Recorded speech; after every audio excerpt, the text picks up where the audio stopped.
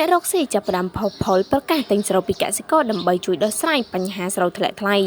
បន្ទាប់ពីកសិករជួបបញ្ហាស្រូវធ្លាក់ថ្លៃខ្លាំងដោយសារចរន្តទីផ្សារអន្តរជាតិប៉ុន្មានថ្ងៃចុងក្រោយនេះបណ្ដាក្រុមហ៊ុននិងអ្នករកស៊ីតាមអនឡាញមួយចំនួនបានផុសផុលប្រកាសទិញស្រូវពីកសិករខណៈអ្នកខ្លះបានឲ្យតម្លៃលើសពីទីផ្សារបច្ចុប្បន្នដើម្បីជួយដល់កសិករតាមរយៈបណ្ដាញសង្គម Facebook នៅថ្ងៃទី3ខែវិច្ឆិកានេះអ្នកអង្គការសួងវីរៈម្ចាស់ក្រុមហ៊ុនវីរៈប៊ុនថាំបានប្រកាសនឹងប្រមូលទិញស្រូវពីកសិករប្រមាណជាង30,000 តោនក្នុងតម្លៃ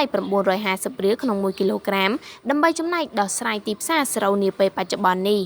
ទន្ទឹមនឹងគ្នានេះអង្គការនិមវណ្ណៈប្រធានក្រុមហ៊ុន ACE Group បានប្រកាសប្រមូលទិញពីកសិករផងដែរដោយលោកស្រីមានគម្រោងទិញស្រូវ OM5451 និងស្រូវស្រងាយចំនួន100 តោនក្នុងតម្លៃ1គីឡូ800រៀលសម្រាប់ស្រូវសើមនិងស្រូវស្ងួតក្នុងតម្លៃ1000រៀលក្នុង1គីឡូក្រាមសម្រាប់នៅវគ្គទី1ដើម្បីចូលរួមដល់កសិករខ្មែរការចូលរួមទិញស្រូវនេះគឺលោកស្រីយកទៅចែកជូនបងប្អូនវីរៈកងទ័ពជួរមុខក្នុងមួយនាក់ចំនួន25គីឡូក្រាម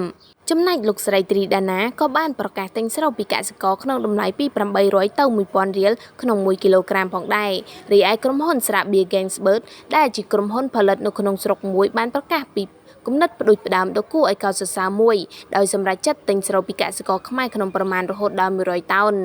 ចំណែកឯក្រុមហ៊ុនវឌ្ឍនៈក៏បានប្រកាសជួយកសិករខ្មែរទិញស្រូវចំនួន100 តោនក្នុងតម្លៃ1000រៀលក្នុង1គីឡូក្រាមក្រៅពីបណ្ដាសង្គមអ្នកអង្គការក៏ដូចជាអ្នករកស៊ីអនឡាញទាំងនេះក៏បានមានបុគ្គលមួយចំនួនប្រកាសជួយទិញស្រូវជាបន្តបន្ទាប់ផងដែរ